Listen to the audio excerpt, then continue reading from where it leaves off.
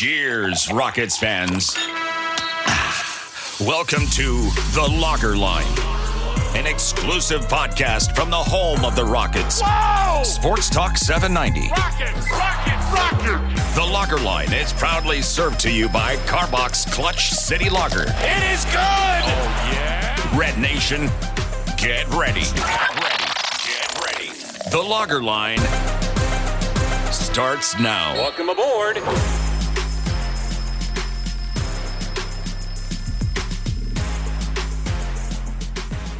Ben Dubose here, Paolo Alves there. Welcome into another episode of The Lager Line, served to you as always courtesy of Clutch City Lager of Karbach Brewing, with support from our friends over at USA Today's Rockets Wire, where I'm the editor, and Sports Talk 790, the official flagship radio station of your Houston Rockets. Today, I'm thrilled to have one of my good friends in the industry, Bryan Kalbrosky, national NBA staff writer at USA Today's For the Win. He's worked with the USA Today Sports Media Group for a number of years, and I think the NBA draft is definitely his wheelhouse, so we'll be talking about that today. The Rockets picking at number 4 and number 20 in the first round of the 2023 draft as things currently stand.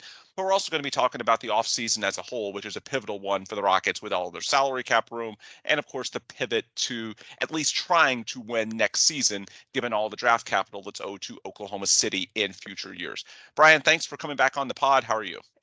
I'm good. I really appreciate you having me. Obviously, I think the Rockets coverage that you do is my go-to place when I'm getting Rockets news, and looking forward to chatting about the Rockets specifically as it relates to this draft and this offseason. Because honestly, maybe not for the past couple of years, but this offseason in particular, they honestly are one of the most intriguing teams, if not the most intriguing team in the league, just from what could happen. I mean, obviously, there's some teams that could have major moves, but those feel more like maybe, whereas the Rockets feel more like probably. Yeah, the Rockets have, give or take, about $60 million in salary cap space on top of their 2 first-round picks. And then because of the NBA's new collective bargaining agreement, they also have a room exception, which could allow them to sign a guy starting at nearly $8 million a year on top of whatever they use the cap flexibility for. And they are incentivized to use it since, again, they have draft compensation headed to Oklahoma City as part of the Chris Paul, Russell Westbrook trade from back in the day. That starts being due next season, from 2024 through 2026. So the Rockets do want to turn things around quickly. It's a big offseason for general manager Rafael Stone. And we're going to spend most of this episode talking about the draft, but I want to start with a bit of breaking news. We're recording this Tuesday night, and within a couple of hours of us starting our recording, Pat Beverly went on his own podcast, the Pat Bev Pod, and broke some news that he has a very high chance, as he sees it, of rejoining the Rockets this offseason alongside James Harden. Both of them will be 34 years old next season, so not quite the young guys they were when they were initially with the Rockets in the early to mid 2010s, but both still have a lot of value as basketball players. Beverly actually turns 35 years old this summer, a classic 3-and-D guy who is known for just the defensive tenacity he plays with, setting something of a hard-nosed culture, which I think the Rockets on some level could definitely use. And even if he's an older guy, I think there's potentially value in using the room exception for him. I doubt you can get him for the minimum, given how well he played for the Bulls down the stretch of the season. But if you can get him for the room exception, to me, it's a pretty good deal, assuming it's short-term. Again, he will be 35 years old, but Beverly has never been shy, and so him breaking some news on his own podcast, sure, he's got the motivation to potentially drive some traffic and attention there. I'm not naive to that, but it's also not something I think he would say lightly if there was nothing to it.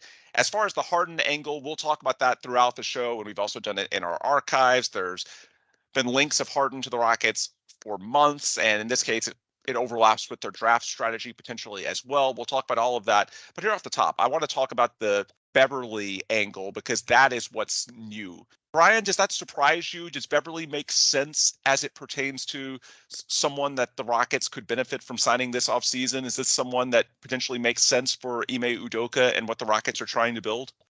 Yeah, he seems like a glove on a hand for Ime Udoka in terms of that hard-nosed mentality. There's a decent amount of tenacity, I think, that both of them share. The thing that I like about Patrick Beverly in particular is that he is one of those players who sort of like Jay Crowder and Andre Iguodala and maybe Jimmy Butler. Just winning tends to follow them at every stop. Obviously, there was a brief exception for the Lakers last year, but that I think was due to other circumstances and other former Rockets. And frankly, I think that Patrick Beverley is the kind of player that should be around young players and helping them develop. My biggest concern with someone like Patrick Beverley coming in is that every time you give him minutes and you give him touches, that takes it away from one of the players that you guys have used draft capital on in the past couple of years. So whose minutes is he taking? Whose role is he taking in the rotation?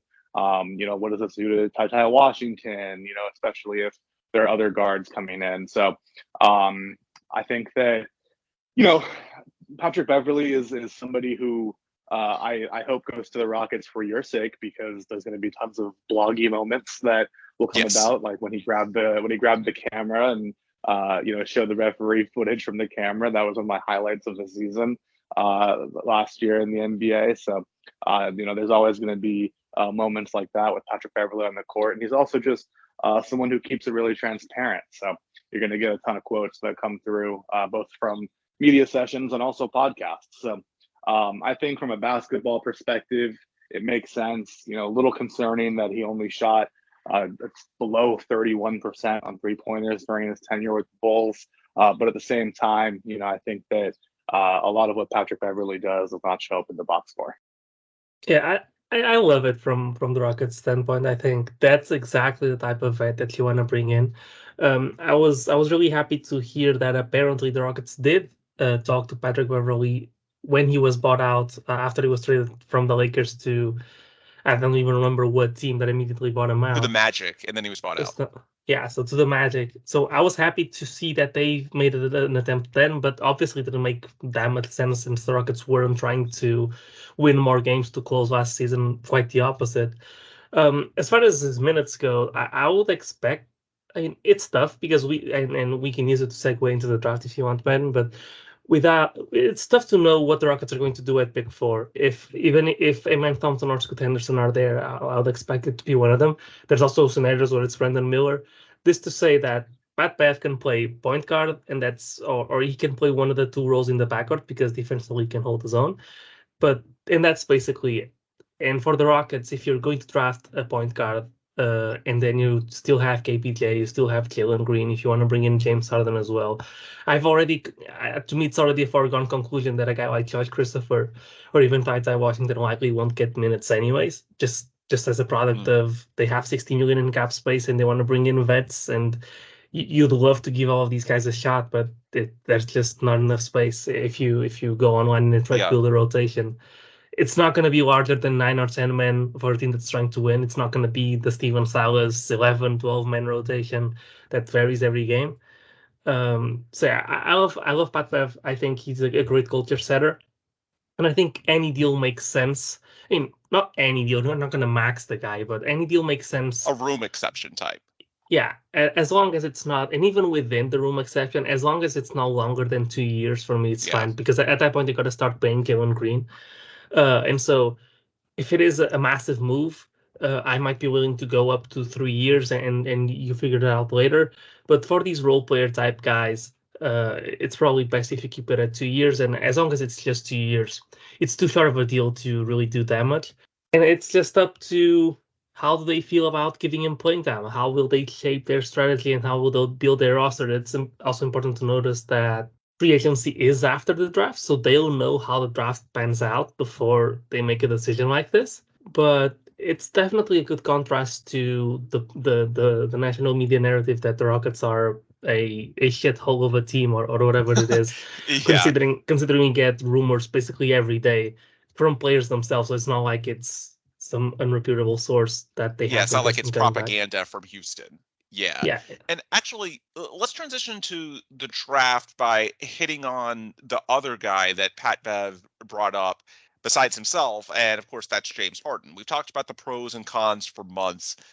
But Bryan, what I'm curious to hear your take on, So there's a good chance if the Rockets stand pat at number 4 that they end up with a point guard, Scoot Henderson or Amen Thompson, or two of the big names that are rumored in that 2 through 4 range. I know you mocked Amen Thompson to the Rockets in your latest mock on For the Win, but I know that there could be some uncertainty with Scoot as well that might make him fall. And of course, these guys that are primary ball handlers and lead guards, that's a similar role to James Harden. Now, I think the Rockets are hoping that perhaps you can get James on a 2+1 type deal that's short term. We'll have to wait and see. But even if we're talking just a year or two, there's definitely some overlap and there's multiple ways to look at it. I think there's some people that are saying, well, you bring in the NBA's assist leader in James Harden, who's going to play 30 to 35 minutes per night and dominate the ball. And how many touches is that going to leave for a point guard you're trying to develop, like Scoot Henderson or Amen Thompson? There's another way you can look at it, that you can actually bring them along a bit more slowly and have them learn from one of the NBA's best point guards of this generation. So there's multiple ways that you can look at it. I've been told from the Rockets pretty strongly that these pursuits are not interconnected, in that whoever they go after in free agency, that's more of a stopgap plan as they try to, I guess, get back to relevancy. We've talked about the need to raise their floor and to make a quick climb up the standings to create a more competitive environment for the development of your young prospects like Jalen Green, like Jabari Smith Jr., like whoever you draft this year. And that is important. And that's why they're going to aggressively look to spend their $60 million or so in salary cap flexibility. Yet with the draft, you're talking about bringing in someone who's 19, 20 years old, who's potentially 15 years younger than a guy like James Harden or Pat Beverly that's 34 or 35. And they're going to do what they think is best for the long haul of the franchise. They're going to take best player available. They're not going to worry about how they fit together next season. So with that in mind, what does that potentially mean if you're bringing in someone like James Harden for the development of a Scoot Henderson or an Amen Thompson? Do you like that? Does it concern you? Just what do you think about the overlap of those two storylines? Yeah, it kind of is something where I think at that point you have to start considering trades, because there's just too much overlap, too many people playing the same position, too many differing timelines. We saw that a little bit in Golden State, where trying to do two timelines at once, worked obviously for a championship last year, but I think that's because they had the championship experience of Steph Curry, Klay Thompson, and Draymond Green. And this year it was complicated, and you saw those two sides literally butt heads at the beginning of the season with Draymond Green and Jordan Poole. And I'm not to say that that's exactly what's going to happen. And Houston, if you have a bunch of vets and a bunch of young guys, there are ways to do that. But there's something about having at least a cohesive direction where the people know the roles. And I think that with dominant ball handlers like all of the names that we just mentioned, you want Thompson with the ball in his hands, you want Scoot with the ball in his hands, you want Jalen Green with the ball in his hands, you want James Harden with the ball in his hands. The list goes on, even including KPJ, although I don't necessarily imagine he's going to be part of their future plans. So I think at that point you have to start considering trades. And start looking at what the 4 pick could potentially get you, especially maybe if Scoot Henderson is falling at that point. I think that at that point, do you start calling Toronto? Is Toronto interested in Scoot Henderson? Because so are they willing to part with like an OG Anunoby or something like that? Because at that point, OG is somebody who I think fits the timeline and the role a lot better than someone like Scoot. And granted, I don't know if that'd be a 1-for-1 trade by any stretch. I think that Scoot might have more value long term, but what does that package look like? And I think at that point, I think maybe whether it comes with future draft compensation or whatever it might be, Pascal Siakam, same kind of conversation. Like, although that's a little bit more of an overlap than with obviously your front court with Şengün and Jabari, but there's just so many moving pieces here that I think. If you know that James Harden is coming, you have to look at trading that pick. And the good thing about, the situation is that they don't necessarily have to trade their pick on draft night. You don't necessarily need that commitment from James beforehand. You can still go with one way and draft just best player available, and then do what Minnesota and what Cleveland both did, which was, trading, trading, Ochai Agbaji and trading Walker Kessler, on trading guys who've just been drafted because, 30, I think it's what the 30-day thing. So, just because you've drafted them doesn't mean they're actually going to be on your roster for next year. So there are still ways you could, move that pick after the draft if you get a commitment from James. And if not, then you've got, the best player available, wherever that might be. Yeah. So to your point on Kevin Porter Jr., I think one thing that's becoming increasingly clear is that Ime Udoka does not see him as the long-term floor general for this team. They do like him, especially as a shooter. He's had some of the best catch and shoot numbers from three the last couple of years, but we've already heard in multiple interviews this idea that you need to run more offense through Alperen Şengün, get Kevin Porter Jr. more catch and shoot opportunities, which means using him off the ball. Now we're talking about potentially pursuing James Harden. You're looking potentially at point guards in the draft with Scoot Henderson and Amen Thompson.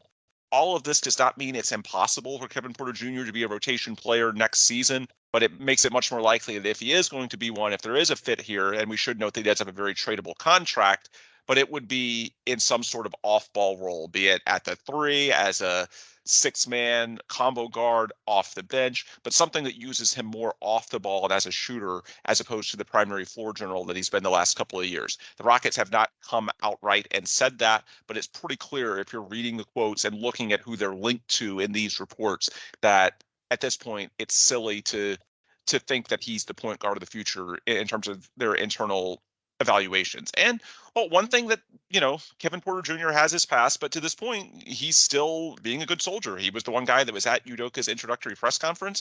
We know that he was with Udoka and Rafael Stone at the Combine last week, where I believe he gave a speech on behalf of the Players Union. So to this point, he's handled it relatively well. We'll see if that continues. Again, it may not all be just about what he's willing to accept. He could also be a trade candidate based on the contract, which is pretty easy to match without long-term commitment. So there's a lot of ways that they could go. But yeah, I think it's pretty clear that Kevin Porter Jr. at point guard is not really the future for the Rockets based on the tidbits that we've gotten.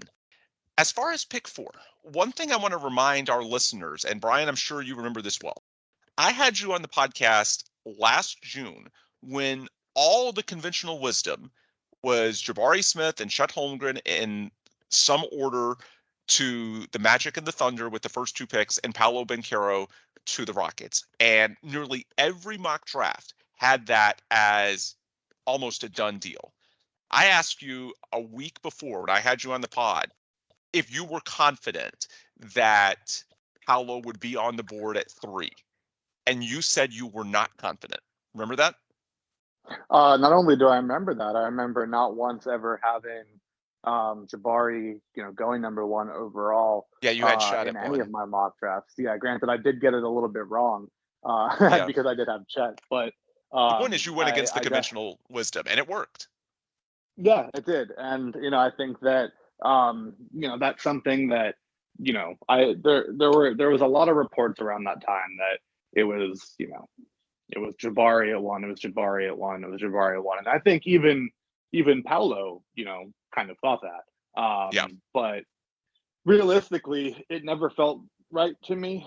It didn't really feel like what Orlando was looking for, and I'm glad I went against the grain, and I'm glad that I never followed the trend to put Jabari at 1 on my mock because frankly it didn't feel like that was going to be the pick. And I think I can see where you're segueing this here. But go ahead. Right, because it feels very similar this year. Look, Wemby is his own tier.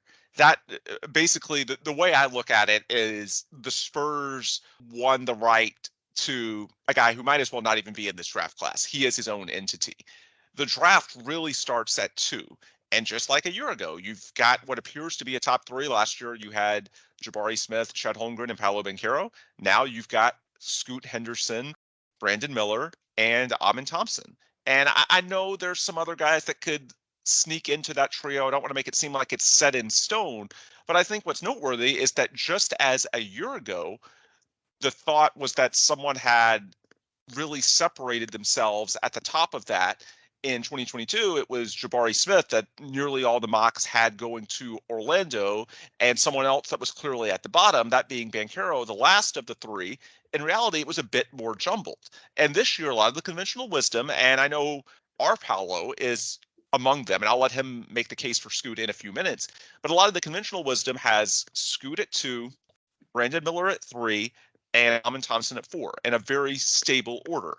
I get the sense from talking to you and reading your mock drafts at For the Win that you see, as you saw last year, a lot more uncertainty, and that it may not be Amen Thompson on the board at 4. It might be Scoot Henderson, or maybe somehow it's Brandon Miller. But basically, there's a lot more uncertainty within that trio than the conventional narratives would lead you to believe, as was the case last year. Is that a fair summary?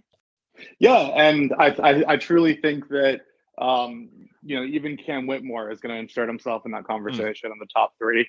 I think that he is someone who was one of the best combine testers and is going to appeal to the type of franchises that fall in love with guys during workouts. That's not every franchise, but there are some teams that do like that. And he was a player who I thought really stood out in the FIBA U19 circuit. And I think that even going back the year before this, I think conventional wisdom, almost every single mock draft, I'll note that mine didn't, had Jalen Suggs going to Toronto. And Scotty Barnes, who I had in my mock at 4, obviously was the pick. And then he went on to win Rookie of the Year and has now become, not only a franchise cornerstone, but was sort of apparently off limits in conversations for KD. I'm not sure how true that was. But even though he fell back a little bit to earth last season, the mocks having a player at a certain place really only means so much. And I think that even at 3, I think the Thompson twins and Cam Whitmore will be seriously considered. Obviously Portland has a new draft guru in Mike Schmidt, so I think it's going to have a massive influence. And I think you saw last year with him going with Shaedon Sharpe at the spot that he did, despite Shaedon Sharpe not logging any minutes of any competitive basketball for any time past high school, that you're not that Schmitz and the new front office in Portland is not afraid to go against the grain either. Portland could really mix things up at the number 3 spot, and I think that they could also trade it. And at that point, you don't know who could be traded in for it. Like I said earlier, I mentioned Toronto. What if Toronto trades up and the guy that they want is Scoot, or what if the guy they want is Amen Thompson? I think that Masai Ujiri has really made a roster building philosophy of tall ball handlers. That's exactly what the Thompson twins are, and so I could see that potentially interesting him if he trades up. I'm not saying Toronto is going to trade up, but there are teams that you don't necessarily think of that are not on the board right now, like maybe the Wizards or maybe it's Orlando, whatever it is, Oklahoma City with their collateral of picks, that could do something to move up and jumpstart ahead of where Houston is right now. So the mocks can say so much, but until we know exactly what the draft order is and until we know how these players start interviewing with teams, it's really hard to predict. And frankly, the intel doesn't really start becoming crystallized, I think, until closer to the draft for me, because I think a lot of these guys haven't had their conversations and their workouts yet. They're one on zeros, right? At least in the top 5. So I think we'll start hearing a lot more around then. But you're going to hear about draft crushes. You're going to hear about smoke screens, and I think the only thing that I could really take away from all of this is that don't believe any of it, and that if there's a real shot that that all of that the conventional wisdom's wrong. Man, Ben, I hate you, man. You brought. I'm saying I hate you because of bringing up the Paolo thing. Oh yeah, Bryan probably doesn't know I was a massive Paolo fan. I had him number 1 since the beginning. I got in trouble for being too passionate about it a couple of times, and then ended up being proven right so far. But whatever. And now you come in here and my new draft crush, Scoot Henderson, and you're saying there's a chance he drops too far.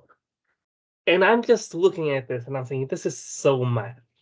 Because To me, he's clearly the second best guy. I think he'd be the number one guy in a number of drafts. I think a lot of people have concerns about his size. I don't at all. And the wingspan's Yeah. there. I think the lack of versatility is where a lot of the concern comes from. Yeah, he's a one, and he's never going to be anything other than a one. But I think Right. he has the potential to be one of the best ones in the NBA. I think he fits perfectly with what the Rockets have. I'm slightly concerned by some of the stuff you mentioned, that if they do bring in James Harden, that they'd consider trading the pick. To me, that's one of the worst case scenarios, because if you're letting a 34-year-old James Harden come in and dictate what you do with such a massive asset. I know Ben has talked about it, and Ben thinks, or has an informed opinion, that those are not tied together whatsoever. But it's always a fear, right? Because there's so many rumors, and like, I could totally see once they lock into, I don't know, if James Harden says he's coming and they lock into Well, that. and in fairness, I will say that because of Harden's specific history with Houston, I do understand the fears, because, of course, from 2012 through 2020, Harden had a ridiculous amount of influence over the franchise, including the awful trade, what we now know to be awful, Chris Paul plus picks for Russell Westbrook, which we mentioned off the top. Those picks start coming due with this coming season. So given the unique history of James Harden with the Rockets, I do understand, I guess, the fan paranoia over that angle a bit more than if it was somebody else. Yeah, can I make a quick note on Jaw's size, or not Jaw's size? Forgive me, on Scoot's size. Yeah. I was talking to Scott earlier today, and he told me to look up how many players have been drafted at 6'2" or shorter in the past, 3 or 4 classes, basically. And I was, curious about that, obviously, and I looked it up, and there are only 2 players who have been picked in the top 10, and only 3 in the lottery, or 3 in the top 20 since 2019. That's John Morant, Darius Garland, and Kyra Lewis Jr. Actually, so kind of forgot that he went lottery. And only 8 who have been picked in the first round in the last few years either. So the 6'2" players in general, or shorter, do not typically get a ton of draft buzz. So I could see in a lot of ways too why Scoot, obviously was getting a lot of preseason hype, and then once the exhibition happened against Victor Wembanyama, the hype continued. And now when it actually comes, time to put pen to paper and the mock drafts start happening, you realize it's not actually very often that teams are drafting guys 6'2", or shorter. And when you look at some of the guys who were drafted in that first round, you see names like Kyra Lewis Jr., Peyton Pritchard, Malachi Flynn, guys who haven't necessarily made massive impacts. And so I'm definitely curious. Obviously, John Morant, Darius Garland being the huge exceptions there, who have made all NBA type caliber impacts. But I could see why it's starting to feel a little bit like Scoot is falling when you look at just the height alone, based on recent draft history. Man, I hope you're right. It would be so great. I think I made a comparison earlier today. It's not really a comparison, but just the fun fact that Chris Paul also dropped to 4. Now, and there's people who compared the two, and I was just like, please let this happen. I mean, Paolo, what if this is the reverse scenario for you? You went through all the pain of Paolo not falling to number 3 a year ago for the upside of when you don't think Scoot is going to fall to 3. Well, no, it's 4, but 3 in this trio, and then somehow he does. Yeah, I mean, that would be amazing. I think I said this before on Twitter. I loved Paulo. I like Scoot even more. I just have a thing for guys that are smart on the ball and that play at their own pace and they are really in control. I think what the biggest difference between him and Amen Thompson is that Amen's always full throttle, and sometimes he goes up without a plan. That's really scary. I know. Jaden Ivey was known for that as well, and he's worked wonderfully with the Pistons so far. So it maybe isn't a bad thing, but I just have a tendency to favor the type of playmaker that Scoot is a little bit more. I think he fits perfectly with what we need. That being said, I want to ask Bryan a question, because I mean we got the guest here, and I'm the one that's speaking. I want to know, what's your opinion on what Charlotte might do, because we talked a lot about Portland and about them potentially trading out of the draft. Do you think Charlotte is one of those teams that kind of thinks differently or doesn't go with consensus. And if that is the case, and if they do like Brandon Miller, do you think if the Rockets were to trade up to 2, that they could be confident that Miller could be there at 12? Yeah, the more that I talk to scouts, the more that I wonder if Scoot is actually the consensus at 2 amongst them. I know obviously on consensus mocks and big boards and Twitter, Scoot has been that guy. But most of the scouts that I talk to tend to have Brandon Miller at 2. And that's just something that I've noticed in my conversations. And I think I'm seeing it in some of the other readings that I'm doing just from, the draft experts like Javoni and Wasserman and Vicini. Like, I think a lot of people are starting to kind of say a little bit of the same stuff of the fact that it feels a bit like, so a lot of people view Brandon as the second best prospect in this class. And, that's because there's a lot of versatility that comes with being a 6'9" guy who can guard multiple positions and shoot.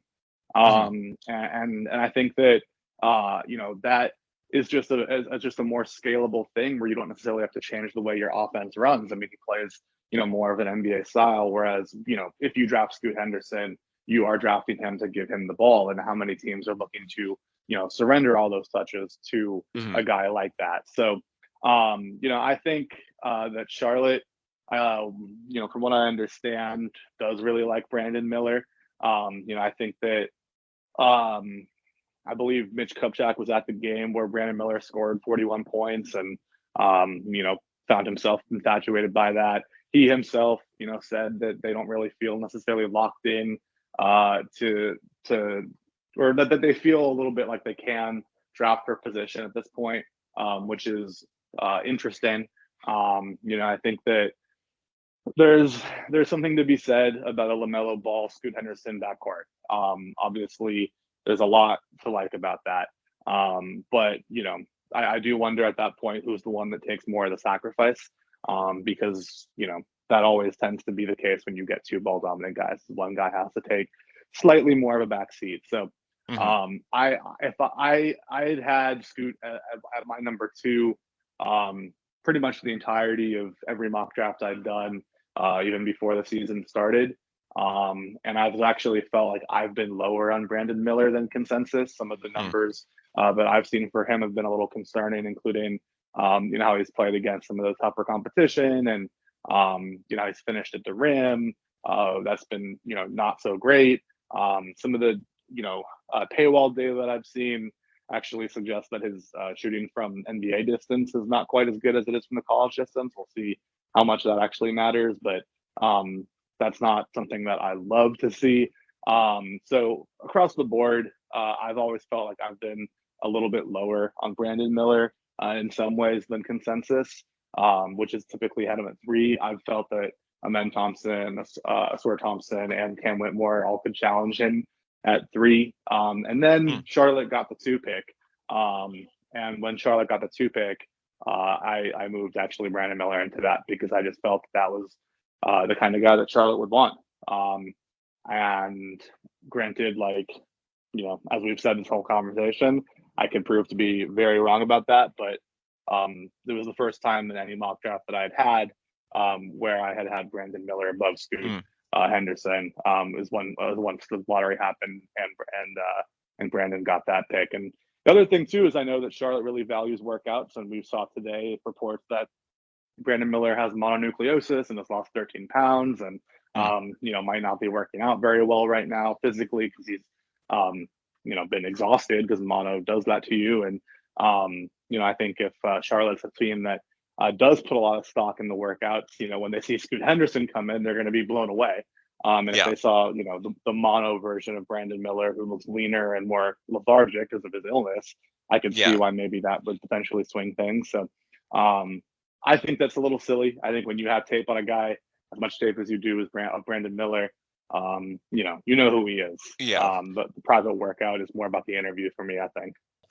Yeah, I asked Rafael Stone at the 2022 draft lottery how much was tape based and how much was workout based. And he said basically 99% tape, that there's only so much you can take. And it's a very small amount from these limited workouts in a private setting, that you want to grade much more based on the entirety of the data from their college season or wherever it is that they played. And that's the way I think most teams should and do it. In the case of Charlotte, I also thought it was interesting on the 2023 draft lottery night that Mitch Kupchak went out of his way to mention that they can be a bit more selective this year with regards to position needs. Exactly. And yeah, they probably have more of that in the front court than the back court, where they have LaMelo Ball. One other question I want to ask you about Scoot, that I do have some sympathy for folks within, especially the Rockets community, seem to be sold on this idea that Scoot is at least a half tier higher than the guys like Amen Thompson or even Brandon Miller. And I think part of it is based on the intangible factor.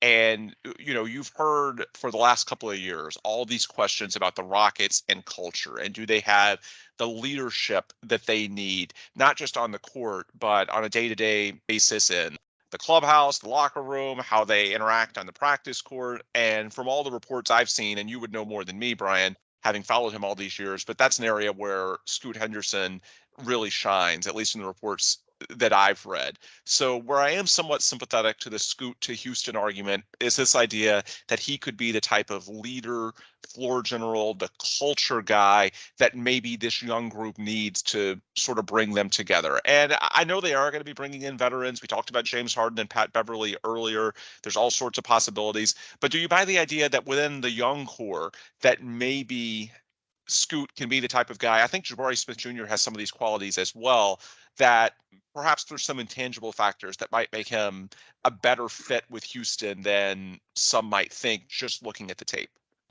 Yeah, I mean, the one thing I hear about Scoot when I ask about his personality is just an extreme confidence. Just Mhm. the 100th percentile kind of a confidence, and that could be both good and bad at points. And I'm sure that for the most part, if you're living up to your expectations and you're playing well, that confidence is a great thing. I mean, you see that confidence right now in Jimmy Butler. I mean, every night whenever he's on the court, just willing this eighth seed, potentially to the NBA Finals, and very likely to the NBA Finals. I think that Mhm. confidence in sports, is obviously a trait found in guys like Kobe Bryant and Michael Jordan, and a lot of the. I mean, this is extreme confidence, and I think Scoot seems to have some of that. I mean, he's also come out and said that he feels that going number 3 overall would be unacceptable because he thinks he should be the 1 pick. He knows Victor's going 1, so he thinks he at least has to be the 2 pick. That was in an interview with GQ Sports a few weeks ago. I think wherever he ends up, he's not going to be bitter about it. But I think he's one of those kids who thinks he is the best, and I definitely understand why. I mean, he's had tremendous success, and he's definitely been very productive at every level. And I think that he's got a star personality, and so I think that is something that could definitely add value to any organization he goes to, Houston or otherwise. Man, music to my ears. So I love hearing about how good Scoot is. That being said, let's fall back to reality a little bit. I think we should talk about Amen Thompson. And I mean, we've got a draft guide here. We could not pass up on that opportunity. So about Amen, who is by all accounts the most likely guy to be that at 4, although we hope And I that, think that's who Bryan actually has it for in his most recent mock. yeah. Yeah. So I'll intro it by saying the good things, right? 6'7" point guard, has 7-foot wingspan, all of the potential on defense, moves his feet well, is supposed to be a rim pressure machine. I guess my first question will be, before we get to the shot, how do you factor in when looking at his tape? How do you factor in the level of competition that he's been facing and his age versus the rest of the players that play in that And league? and the same goes for his twin brother, who was in the same league and could also be in contention for the 4 pick. Yeah, definitely. I mean, I think there are definitely some individuals who like Ausar Thompson even more than Amen Thompson. So, I think before the season even started, I think actually Ausar was higher on mock drafts, and Amen overcame him, even though Ausar actually was named overtime MVP.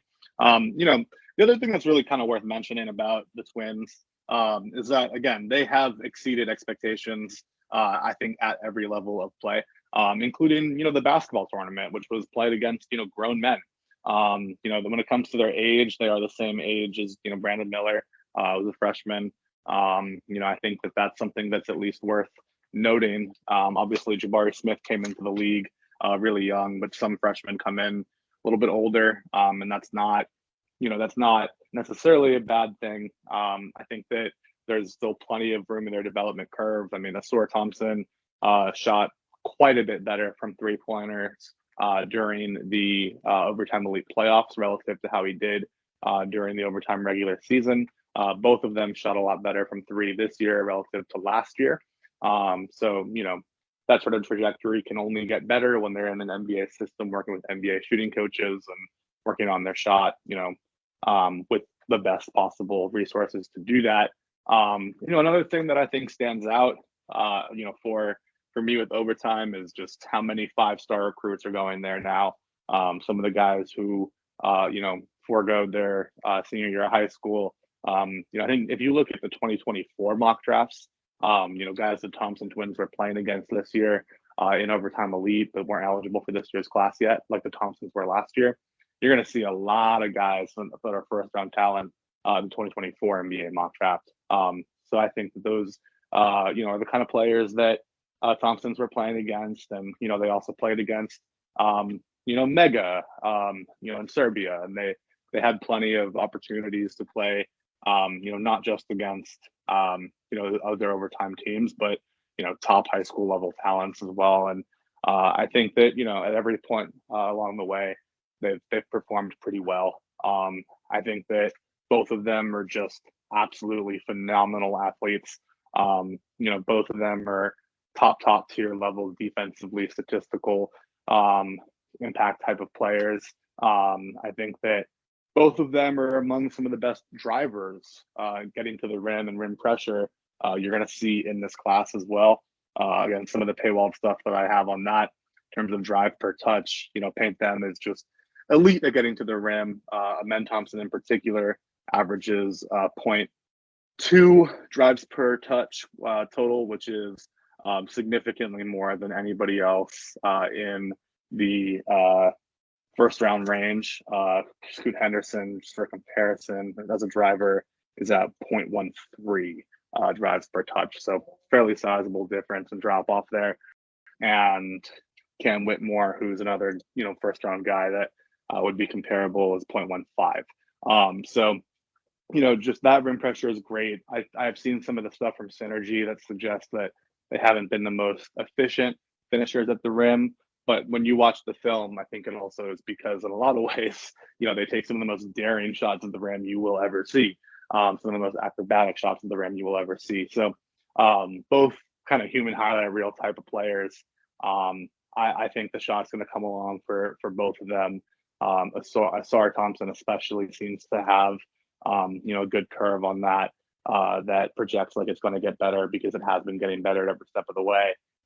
So, I think I think that the frame and the athleticism with at least a men's blend of playmaking as well, makes them really, really tantalizing. And I think, the scouts that I've spoken to as well have no concerns about the level of play that they've played against at all.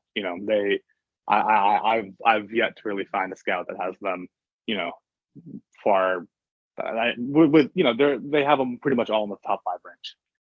That's very interesting and very reassuring as someone who wasn't that high. For reference, you mentioned Amen Thompson synergy stats. I mean, they have him at the rim shooting 59.2%, which is a lot, which is really improved compared to earlier in the season where I think they were closer to 50%. They're getting, or at least Amen Thompson's getting 1.18 points per shot on when he drives to the rim, when he gets to the rim, when he actually gets a shot off. I have 2 other questions. I actually have 3, Ben. How long do we have? We're kind of in a hurry, right? Yeah, let's do rapid fire. Okay. So about the shot, how confident are you that Amen shot in specific can improve? And do you think there are scenarios where he is still a valuable player or a top 4 level, a top 4 pick level player when the shot does not develop as a backup scenario? I feel pretty confident in the development because from what I understand, he's a really hard worker, and there are guys, who have had more broken jump shots, who have done more to improve their jumper. I think when it comes down to development, that all comes down to intel from shoulders up for me in a lot of ways.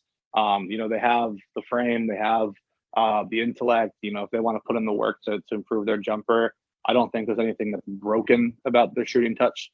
And so I feel that both of them can be good shooters.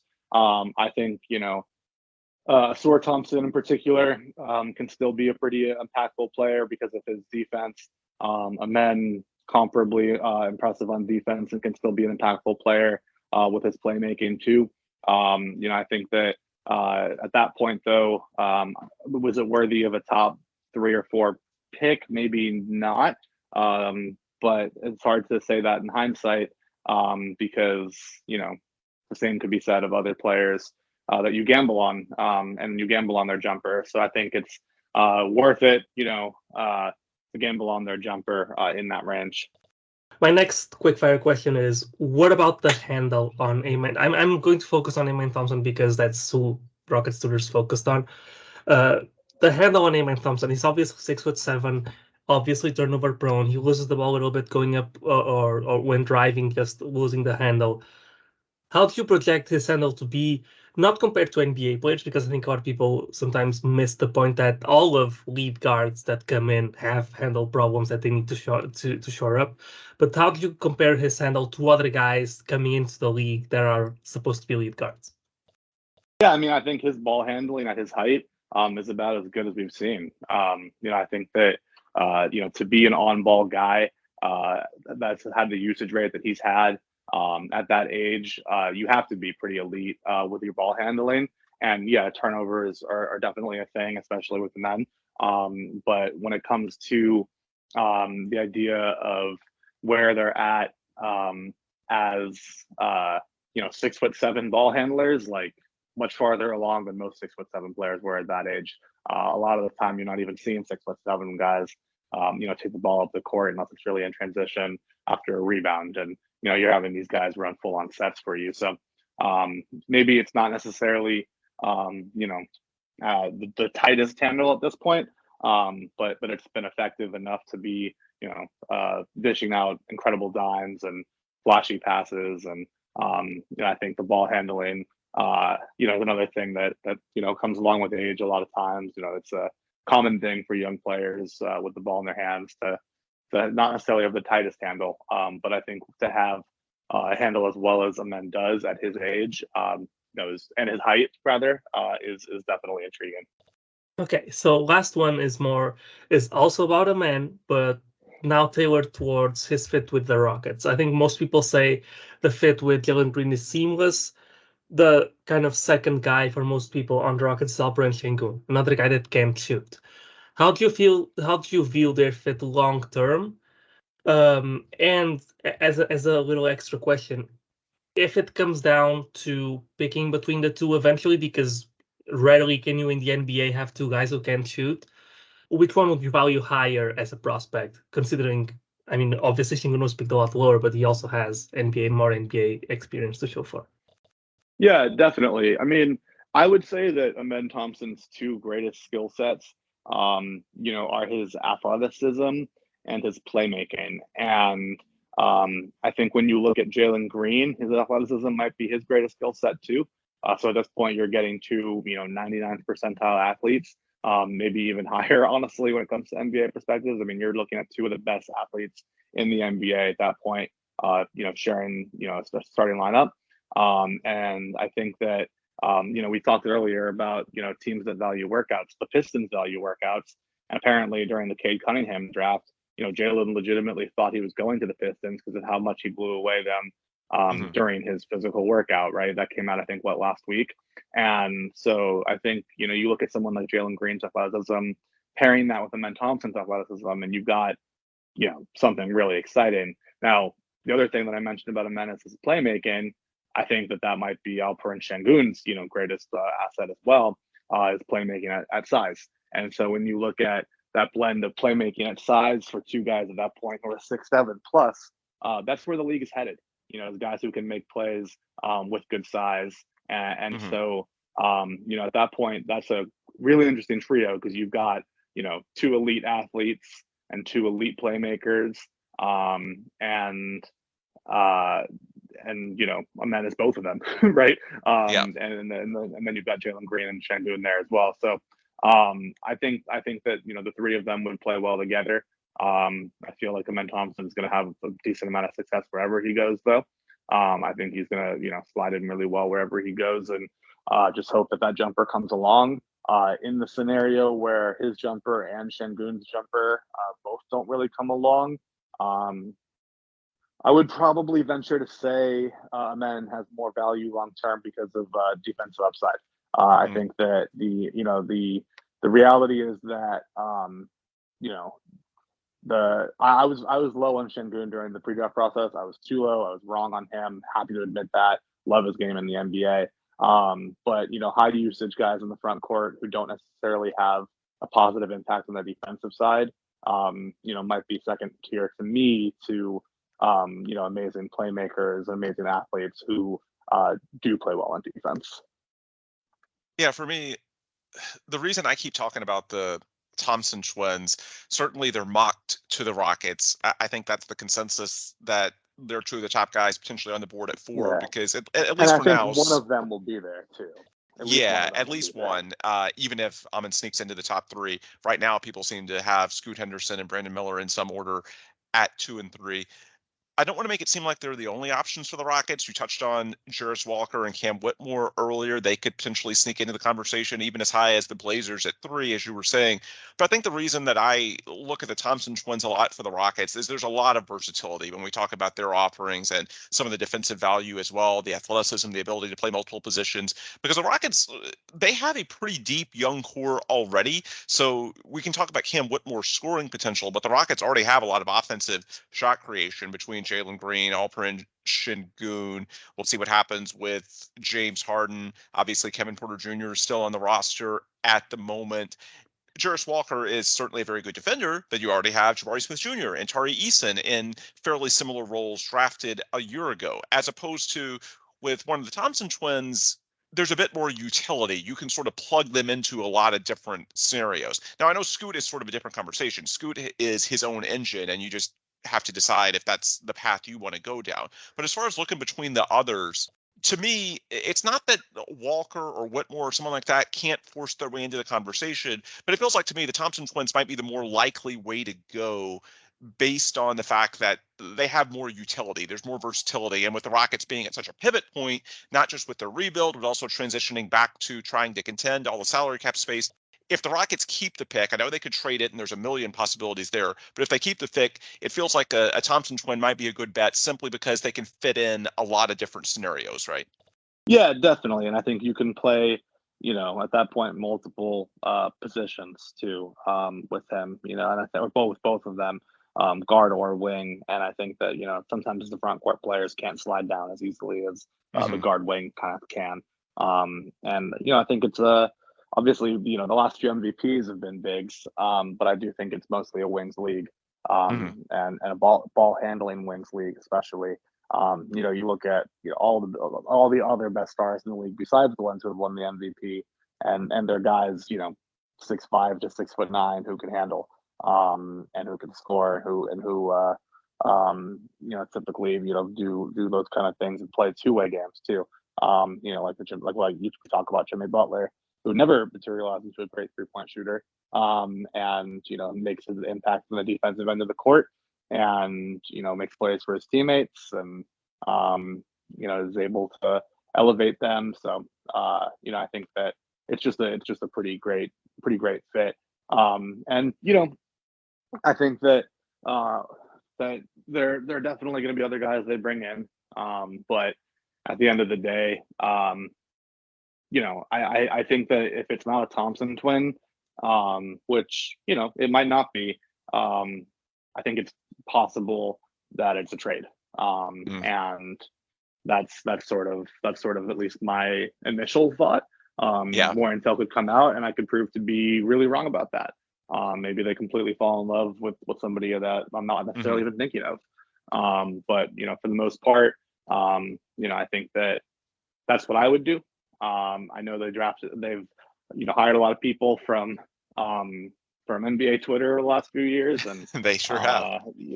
Those folks tend to like Amen Thompson too, from what I understand. And I think that maybe an older, and the reason why I bring that up is maybe an older scouting department, an older front office would look at Tenangla Overtime Elite and be like, what is this? Whereas I think, some of the people who are more hip to the younger stuff of Overtime Elite, might be more willing to take a chance on something like that. But, I don't think that it's like too much of a gamble with these guys. There's a ton of tape on them. And they've had success, We've seen them at AAU. We've seen them at other levels of competition, playing against other guys in this draft class, then playing well at every step. Yeah, I think Houston definitely has a fairly progressive front office, and so I don't think that will be nearly as much of a hindrance, the overtime elite factor, as it might be for some others. I think that's a pretty good point. Turning to the other pick that the Rockets have at number 20 in the first round. Actually, before I do that, I should also mention, you referenced the Jalen Green podcast with Paul George, where he talked about blowing away Detroit in 2021. Jalen Green also mentioned on that podcast that he liked the Thompson twin. So essentially that plays into it as well. Not that the Rockets would make their decision based on what Jalen Green says. He's just 21 years old, but perhaps he has a little bit of an inkling as to what their thought process is. So that could contribute to it. Anyway, turning our attention to pick 20, and we can go pretty quickly on this because honestly, we have no idea what the board is going to look like at that point. But one thing that's interesting about the Rockets, their roster is pretty deep. They have the 5 starters who are all 22 years old or younger from the end of last season. You also have Tari Eason and Jayshawn Tate. You have whoever you conceivably draft at number 4. And so that's 8 players already that are going to be expecting rotation minutes. Then you look at all the cap room they have. We've talked about veterans like James Harden, Pat Beverly. They potentially have room for one more guy, maybe, a mid-tier in the $15 to $20 million a year range. Someone like Bruce Brown, Dylan Brooks that can maybe help you with your wing defense and slide up a bit into the front court as well, depending on the matchup. So this is already a pretty deep roster. So when we're talking about pick number 20, this is someone that, assuming they keep the pick and don't trade it, it's not like they are going to need that guy to play minutes next season. So you can think project if you want. You could think stash. You could think someone that maybe plays in the G League a bit as a rookie. The bottom line is the Rockets have a roster crunch. I mean, we've talked about all these rotation guys. We haven't even mentioned the fringe first rounders from the last couple of years, guys like Josh Christopher, Usman Garuba, Ty Washington, who there's not a clear path to minutes for next season as things currently stand. So with that as the backdrop, their options at 2020 at pick 20 are pretty broad because they're going to be thinking best player available, best asset available. And even if it's someone that isn't ready for 2 or 3 years, that doesn't necessarily matter given their situation and the way the roster is currently set up. So with that dynamic, if they keep the pick, is there anyone that stands out to you, any, prospect or maybe 2 or 3 of them that might be an interesting candidate for them, the way that roster is set up for the Rockets at pick 20? Yeah, absolutely. So for me, the player that I have slotted to them right now does not fit that conversation at all. He's a junior who I think could actually slot into the rotation, pretty soon. But at the same time, that's also in the potential thing where the Rockets are building a winning roster next year. I think it's that can contribute to winning, and that's Omax Prosper from Marquette. Really, really high on him. I'll probably be the highest on him relative to consensus of any of the draft guys that you are going to see. Interviewed him, really, really loved him. Kind of felt similar feeling interviewing him as I did interviewing Jeremy Sohan last year. Defense first player, really, really athletic, probably the best overall performance at the combine, 94th percentile in max vertical, standing vertical, and lane agility, as well as 74th percentile or better in wingspan relative to height, as well as shuttle run and 3/4 sprint. So fast, long, vertical, everything. He's got it all. Looked really, really good in the scrimmage. 21 points, 7 rebounds, 2 assists, no turnovers, 1 steal, 1 block. And I think that he's just One of those guys who can dunk, who can shoot threes, and who can make an impact defensively. That being said, if you're looking for roster crunch type players, guys who might be more in the G League, category next year or stash category next year, a few guys that you're going to look at. First is probably going to be a guy who I liked for Houston last year. I think almost with the exact same pick. What did you guys have last year? 18? Is that possible? Yeah, 17, the one that Eason won at. Yeah, 17. Yeah, I think I had Leonard Miller going there before Leonard withdrew. I think Leonard could be a guy there potentially who you could use even more time in the G League with. He's probably my favorite of the project type players. Even though he is a bit more experienced now, having played a year of professional basketball in the G League for the Ignite, I still think he's pretty raw, and his development curve, has a ton of variety, a ton of variance, and I think the upside on him is phenomenal. But I do think that even if he doesn't hit his highest threshold, his 100th percentile of what he can be in the NBA, I think his 75th percentile is like a Kyle Anderson type of a player. And that's still a player that, at the 20th pick, I wouldn't mind having one bit. And I think that's about where he is in consensus for Box right now, is around in that 20th range, give or take a few spots. Another guy who I'm less high on, but I think kind of fits that same conversation, is G.G. Jackson Jr. From South Carolina. He will be by far the youngest player in this draft, reclassified. He is, somebody who I think could be another interesting guy as a ball handler at 6'9". The offense really ran through him at South Carolina.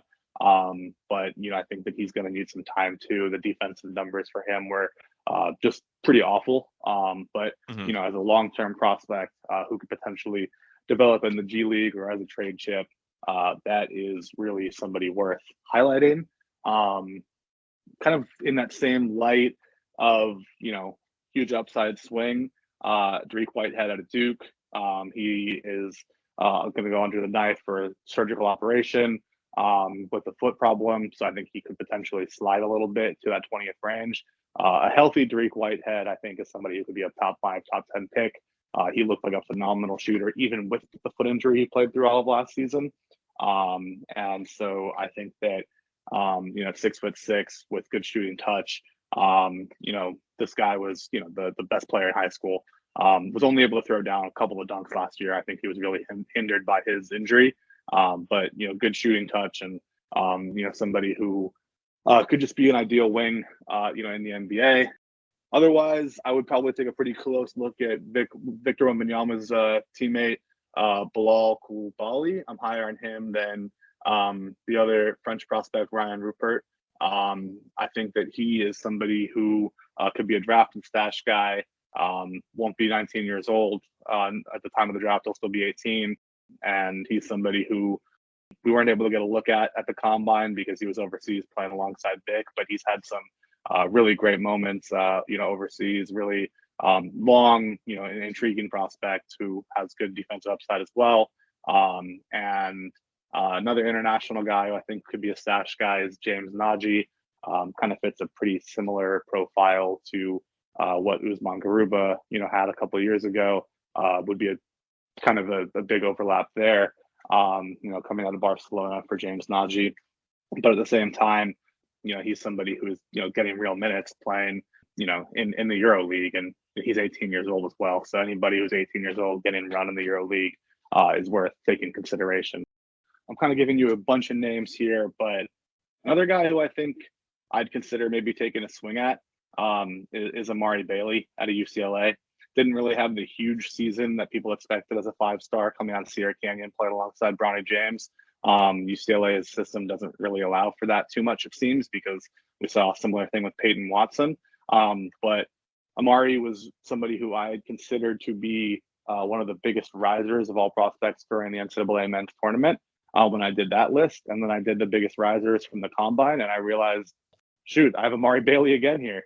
And he's still a young guy who hasn't gotten a ton of reps, but as an upside swing, I would definitely take a chance on Amari Bailey, in that range too.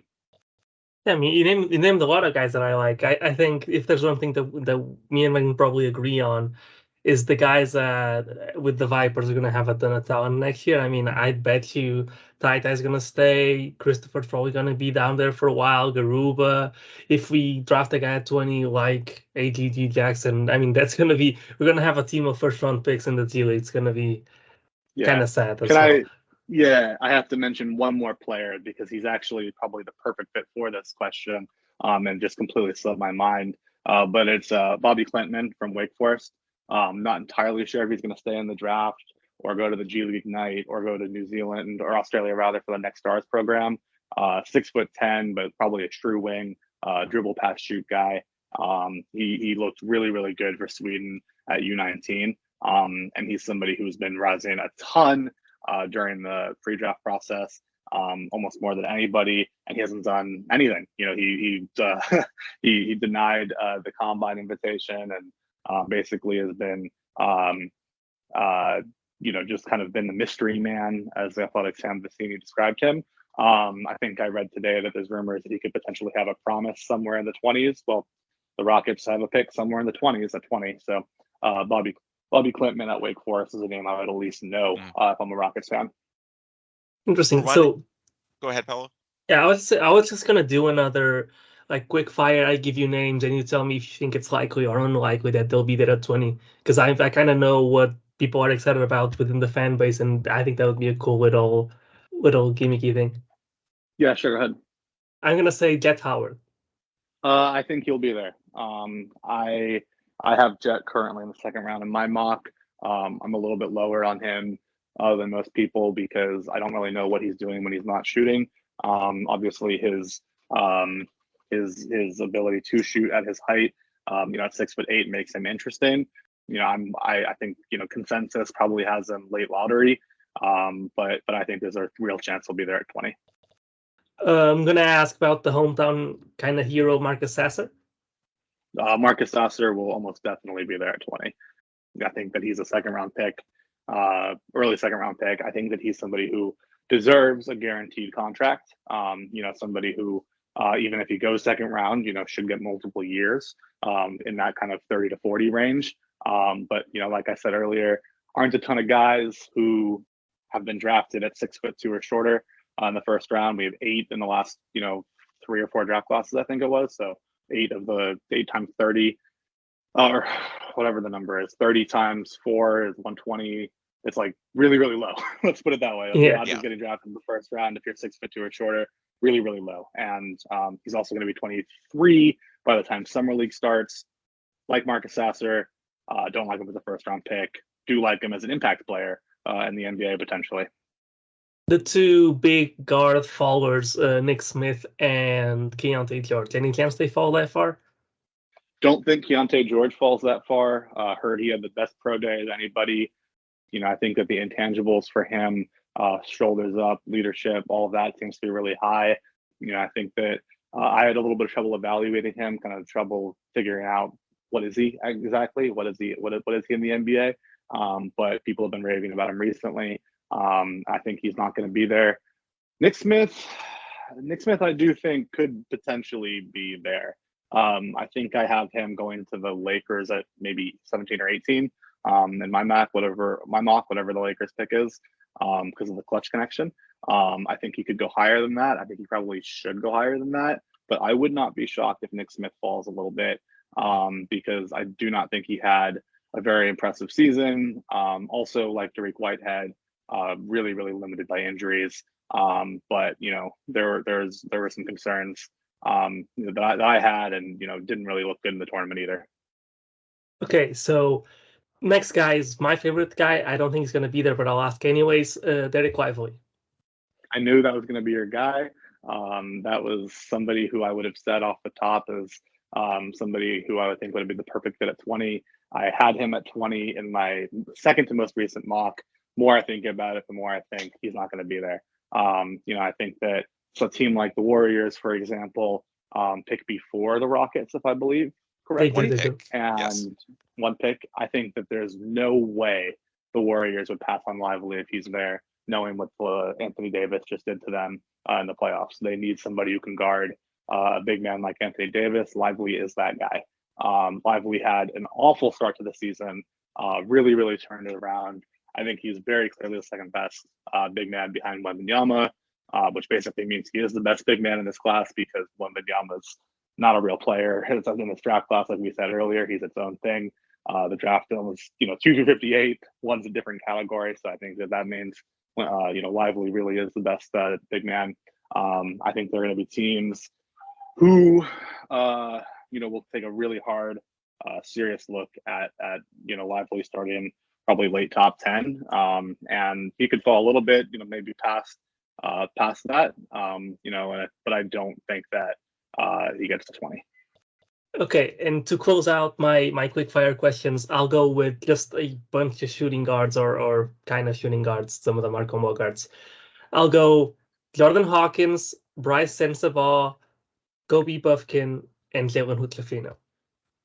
I think that Kobe Buffkin is the least likely to be there. I've heard at least as high as 9 is taking a really serious look at him. I don't think that he necessarily goes at 9, but I know that that's the range where at least it's starting for him. And I know that 14 also potentially has some interest in him there. So there will be a few teams that have to go from serious interest to scaling back a little bit for Kobe. He's somebody who Michigan just played so much better when he was on the floor relative to when he wasn't. Kind of the exact opposite of what happened with Jett Howard. And I think that he's somebody who's been rising quite a bit during this pre-draft process, even though they didn't really make the tournament. He's just been skyrocketing, and I think that teams seem to like him. Jordan Hawkins, I'd be surprised if he was there. I personally think that if the Lakers use their pick, they would be foolish not to take Jordan Hawkins. That's the only guy I could really see in their rotation next year. Running around as the perfect movement shooter in the modern NBA. That's the guy that I would take if I'm the Lakers. And I think there are other teams that would probably feel similarly, just about a guy who can come in and scale it right away and make an impact as a shooter. I think you have mentioned Jalen Hood-Schifino.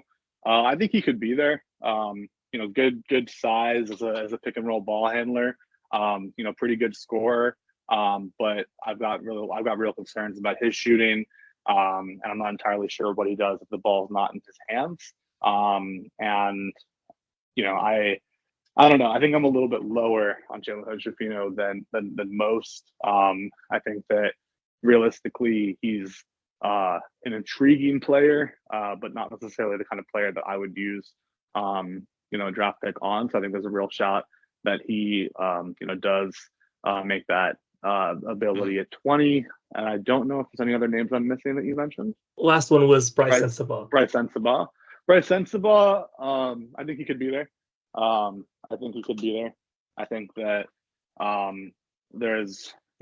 think that he's got a range, probably in that 15 to 25 area. I think that I would be really surprised if he falls out of that range. If he falls out of the top 25, but if he doesn't get picked in the top 20, it wouldn't shock me either. He's definitely somebody that I've kept my eyes on during this pre-draft process, and somebody who I hope to get to know a little bit more, because I think that he's a genuine 3-level scorer, and that tends to have value for someone his height. He's somebody who truly can score efficiently and often, both at the rim, from mid-range, and beyond the arc. So as a guy who's only 19 years old, at 6'6", I like that, but I think there's a chance he could be there at 20.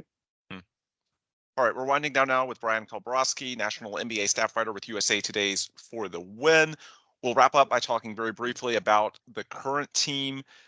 The Rockets have, give or take, about $60 million in salary cap space. For most of this episode, we've been talking about the hypothetical where James Harden comes and occupies a decent chunk of that.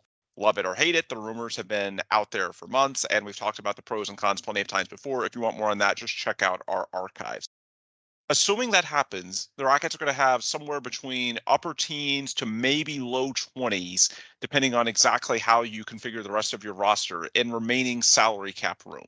And I've heard names that they could be looking at for wing defense, guys like Bruce Brown, Dylan Brooks. Kelly Iko of The Athletic today mentioned names like Brooke Lopez out of Milwaukee, that being a big man that provides a defensive presence, something different than Alperen Şengün. He also mentioned Cam Johnson and Austin Reeves as restricted free agents with the Nets and the Lakers that conceivably you could take swings at.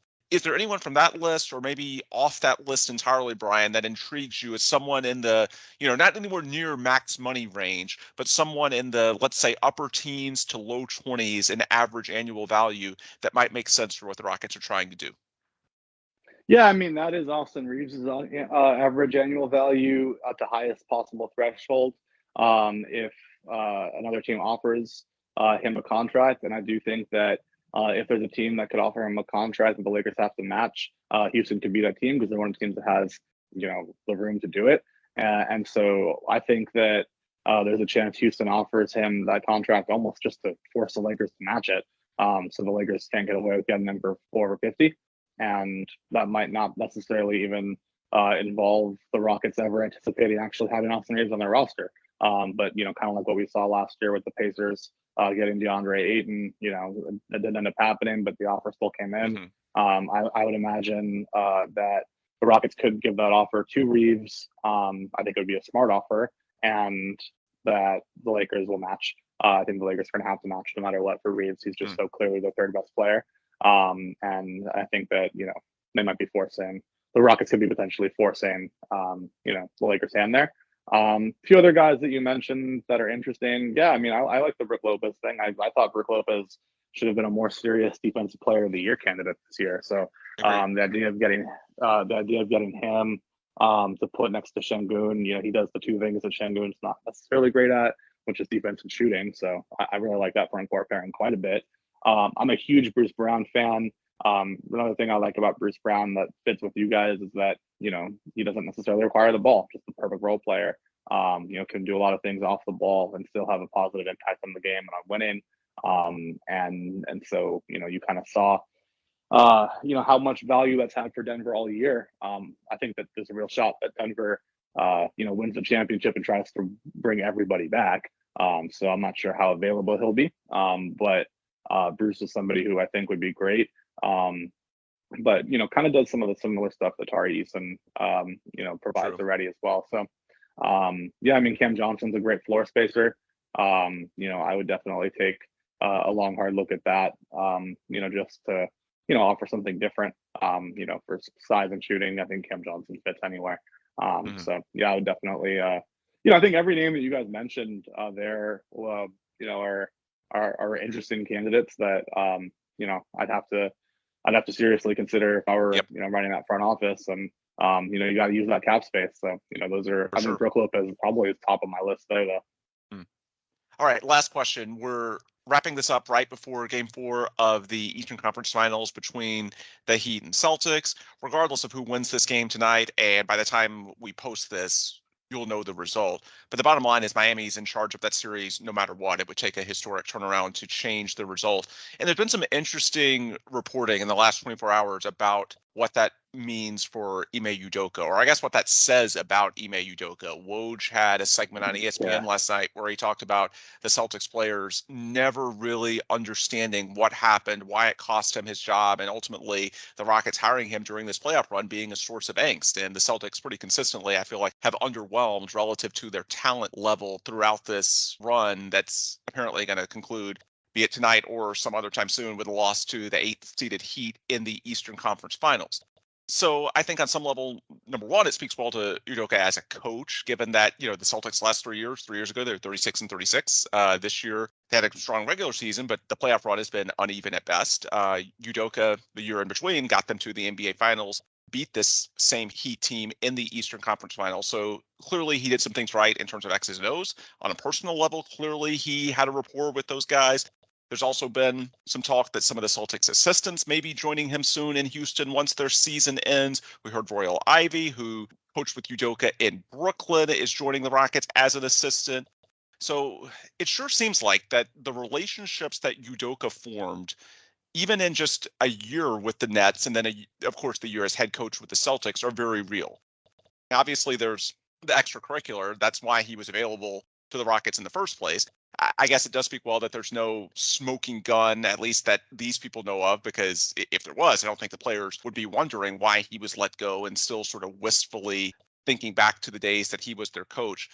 But does that reporting and the issues that Boston has encountered during this playoff run, does that maybe raise or elevate your view of Udoka as a coach in any way?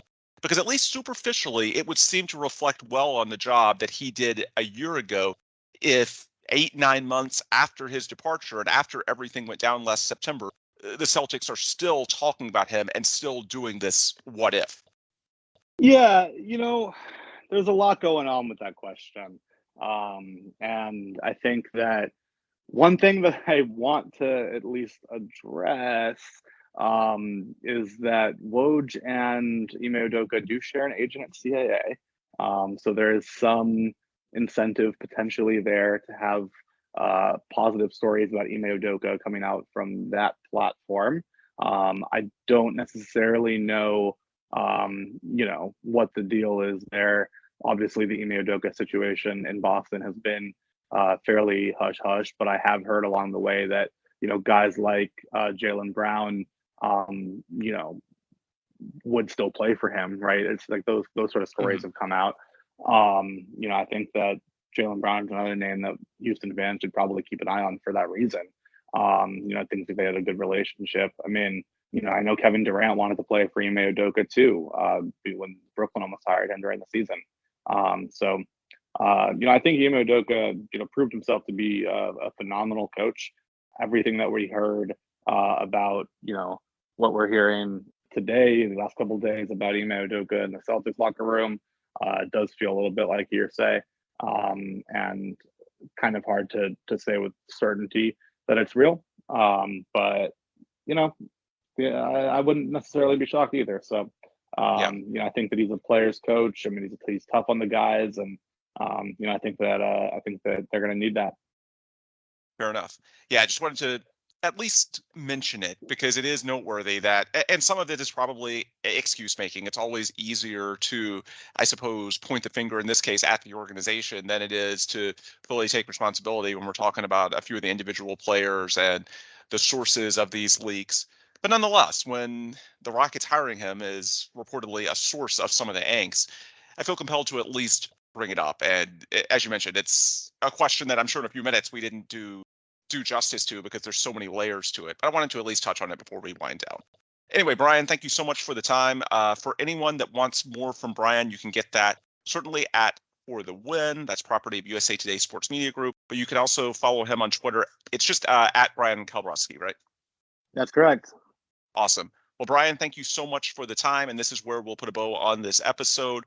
For Bryan, I'm Ben. You can follow me on Twitter at Ben Dubose. And of course, you can follow Paolo on there at Paolo Alves NBA. Also, if you would be kind enough to follow the show, The Logger Line, on Twitter, you can also find our link tree. And that's where you can find links to obviously our distributors, Apple, Google, Spotify, all those types, but also our sponsors and friends, Sports Talk 790, Carbach Brewing, Rockets Wire. You can find links to all of their content as well simply by going to the Logger Line on Twitter, hitting up that link tree, and you can show some love to them. We would greatly appreciate it. With the plugs complete, we will adjourn. For Bryan and Paolo, I'm Ben. Thanks as always for listening, and please come back soon for another new episode of The Logger Line.